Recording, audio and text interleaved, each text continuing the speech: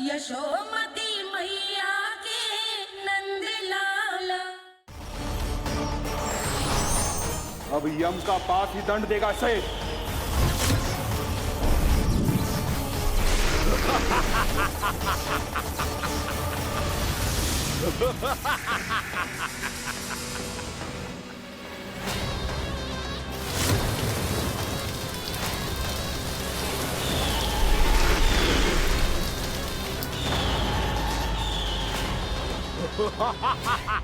तूने जल की धार को भले ही काट दिया हो दुष्ट, पर हिम में धार नहीं होती।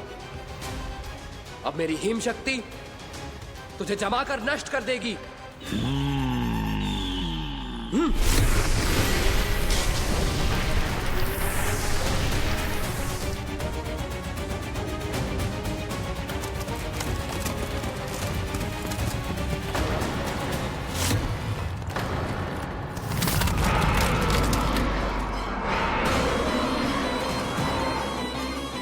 चंद्र, वरुण, यम, अग्नि, इंद्र, तुम में से कोई भी इस योग्य नहीं है कि मुझे पराजित कर पाए और इस विष्णु अवतार की रक्षा कर पाए।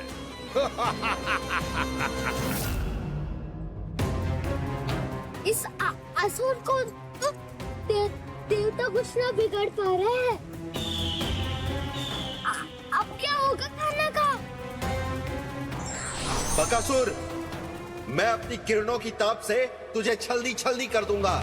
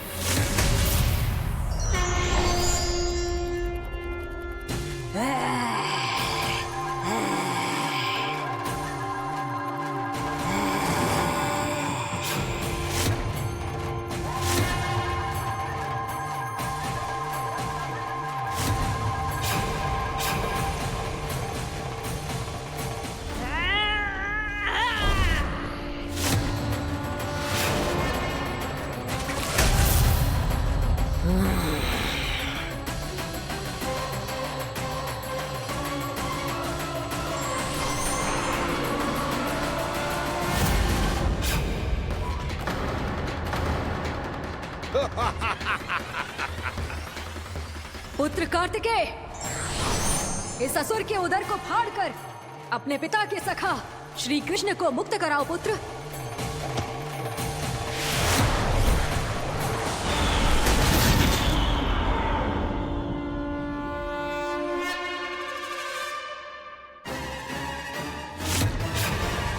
मैंने कहा था, तुम में से कोई भी मेरा बाल भी बांका नहीं कर पाएगा।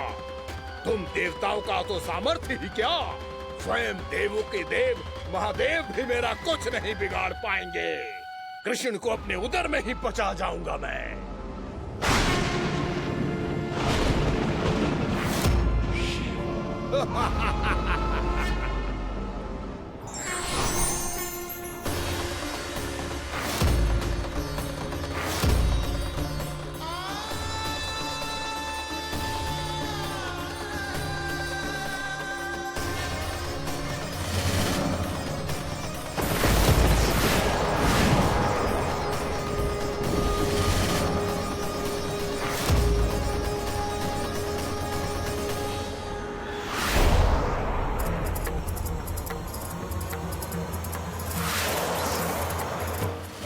शिव शंकर का त्रिशूल है। एक ही बार में इस असुर का प्राण ले लेगा ये। हाँ, महादेव का त्रिशूल।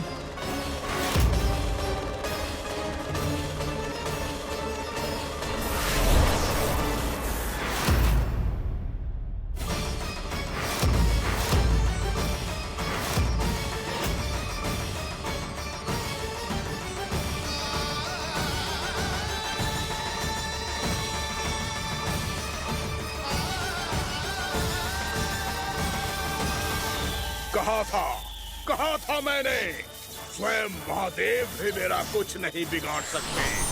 अजय हूँ मैं, अजय।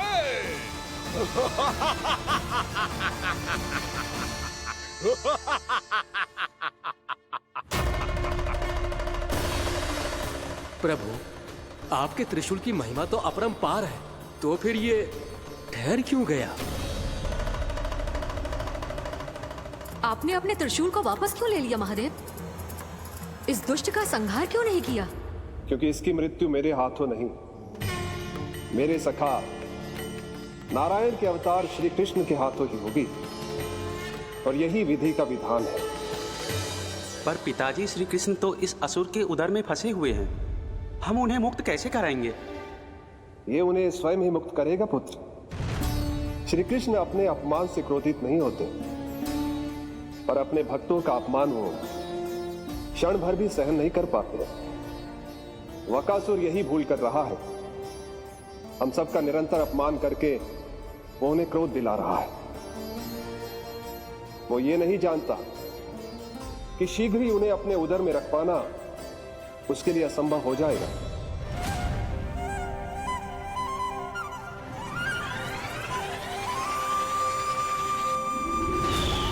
क्या हुआ महादेव? पराजित होकर भी मुस्कुरा रहे हैं।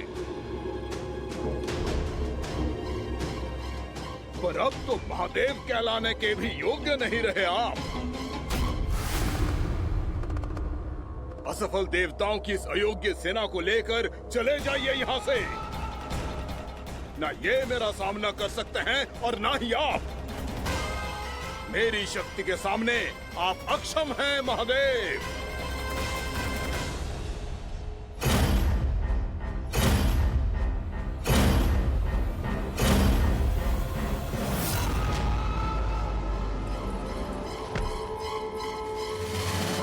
सुधा, जिस दुष्ट ने मेरे लल्ला को निगलो है ना, भीतर से जलेगो, छटपटाएगो, पीड़ा से कराएगो।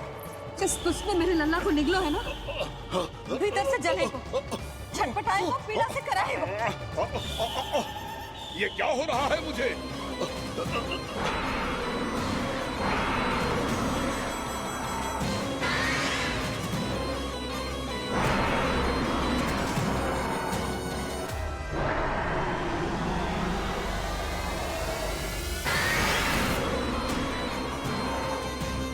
मुझे ऐसा क्यों लग रहा है जैसे भीतर से जल रहा हूं मैं? ये क्या हो रहा है मुझे?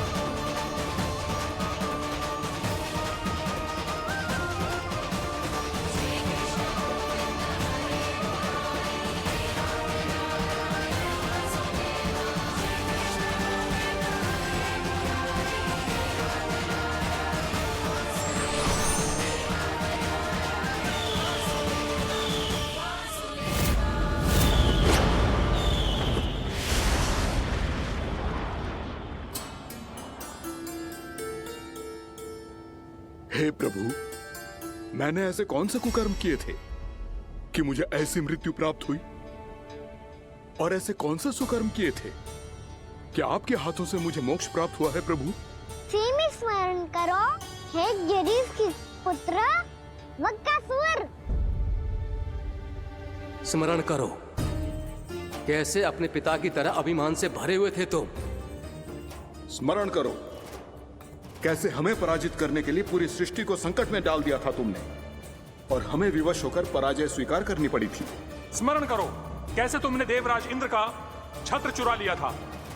पर यह सब भी पर्याप्त नहीं था वक्कासुर। तुम्हारे पापों का घड़ा तब भरा था जब तुमने देवी गंगा के जल में साधना करते हुए जजाली मुनि की तपस्या में व्यवधान डाला था।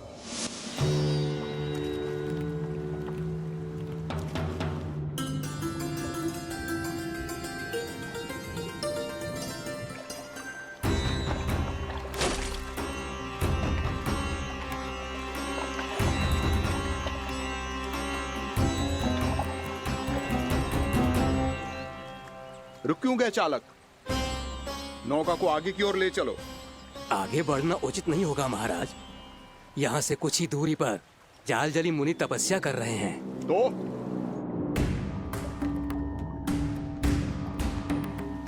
मेरे मत्स्य आखेट के क्षेत्र में इसने तपस्या करने की भूल की है। मेरे ही राज्य में मेरा कोई क्षेत्र मेरे लिए वर्जित हो, यह मुझे स्वीकार नहीं है। आपने पर्याप्त मत्स्य आखेट कर लिया है महाराज। यदि तुम इन मछलियों का आहार नहीं बनना चाहते हो, चुपचाप मेरी आज्ञा मानो। क्षमा, क्षमा महाराज।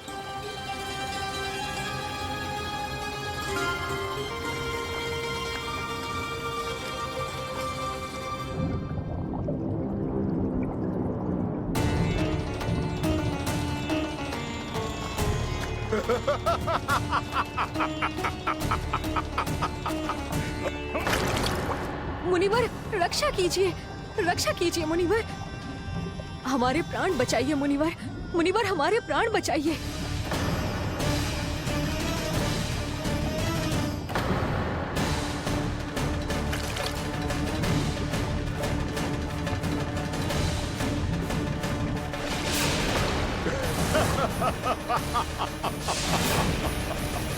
ठहर जाओ असुरराज।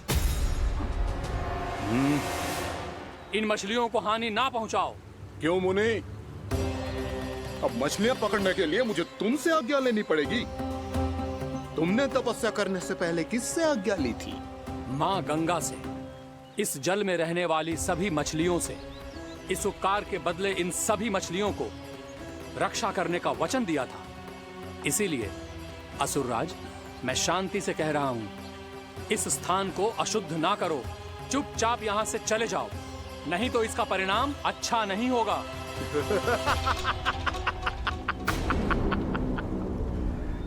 तुम जिन देवताओं की तपस्या कर रहे हो ना मुनि, उन्होंने भी मेरा कुछ नहीं बिगाड़ पाया था, और तुम मुझे धमकी देने का दुस्साहस कर रहे हो।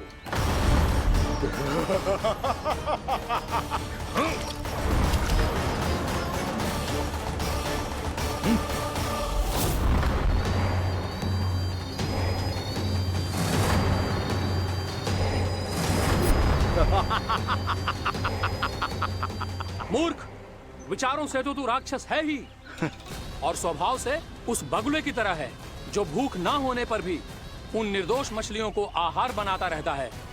इसलिए अभी इसी क्षण से तू वकुला का जीवन जिएगा। ये मेरा श्राप है, ये मेरा श्राप है।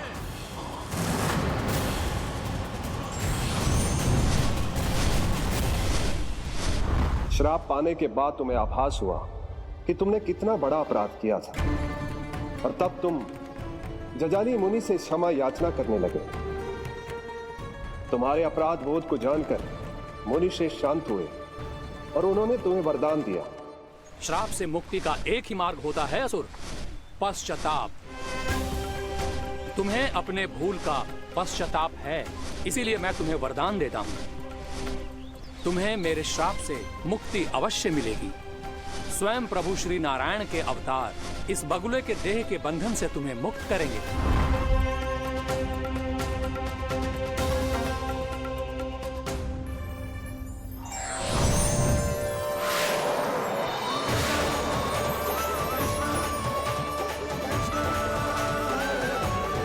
प्रणाम स्वीकार करें प्रभु।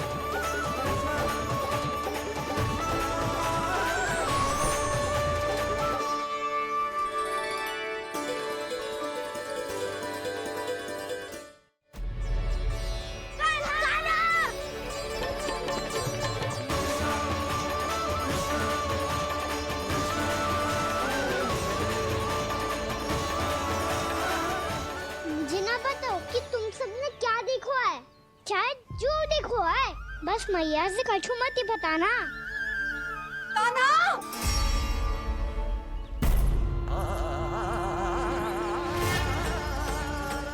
कान्हा! मेरा लल्ला!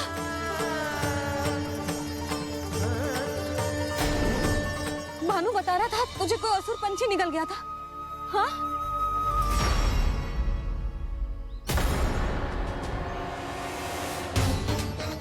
हे नारायण, ये क्या है?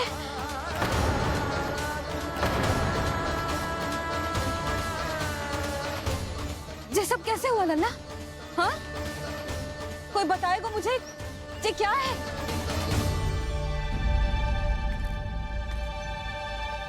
श्रीधामा, मधुमंगल, चिची को सब कुछ बता दो। ये असुर पक्षी मुझे निगलने वाला था रानी भाभी, तभी अंतिम क्षण में कान्हा ने आके मुझे बचा लियो। और ये असुर पक्षी ने कही कि यह है वृंदावन का राजकुमार नंदराज का लल्ला, इसके होते कोई भी वृंदावन वासियों को हानि ना पहुंचा सकते। रानी भाभी, कान्हा ने अपने प्राणों की चिंता ना करी और इस क्रूर राक्षस से भिड़ गयो और इस राक्षस पक्षी ने इसे निगल लियो। इतना पर्याप्त है भोला काका, सब कुछ बताने की आवश्यकता नहीं है। ये सब देख के सारी बालक मंडली इतनी व्याकुल हो गई कि सबने अपने प्राण अर्पित कर दिए और इस असुर पक्षी से कहे कि हमें खा लो और हमारे सखा को छोड़ दो। इन बालकों का पराक्रम देख के सभी देवतागण यहाँ आ गए और उनके हृदय भी पिघल गए और उन्होंने इस राक्षस पक्षी से युद्ध करके इसे मार गिराया।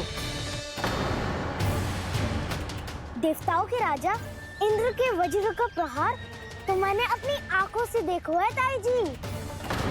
और फिर उसके बाद अग्निदेव ने अग्निवस्त्र का प्रहार किया। जय ना काकी, वरुण देव, कार्तिकेय, यमदेव सबने मिलके युद्ध किया इस राक्षस से। कहा था अभी मत बोलना, अरे सब मिलके फंसा दोगे मुझे। सर माँ भद्रकाली, हम आदे शिव शंकर भी आए थे छोटी माँ। जाओ आप भी। बाबा साईता, मुझे लगता है कि ये कान्हा भी इन्हीं देवताओं में से एक है।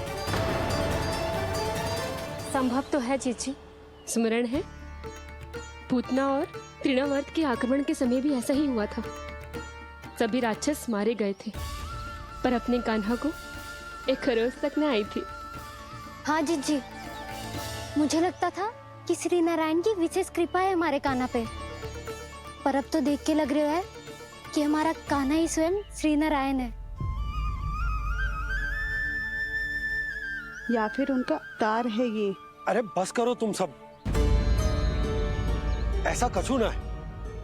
अरे जितनी बात सुनी है उससे तो यही लग रहा है कि कान्हा देवताओं और असुरों की युद्ध के बीच में फंस गया था, उसका इस सब से कोई लेना देना ना है। तो फिर इसके तन पे एक भी खरोच क्यों ना आया नंदराज? हाँ,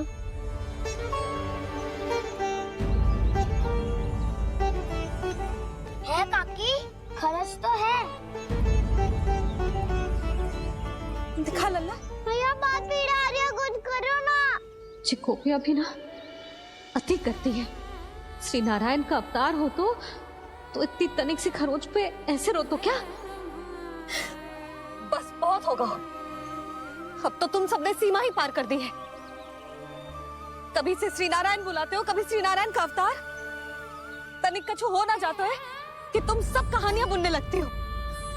जे बस साधारण सा बालक है, मेरा लल्ला है जे, इसे भगवान मत ही बनाओ।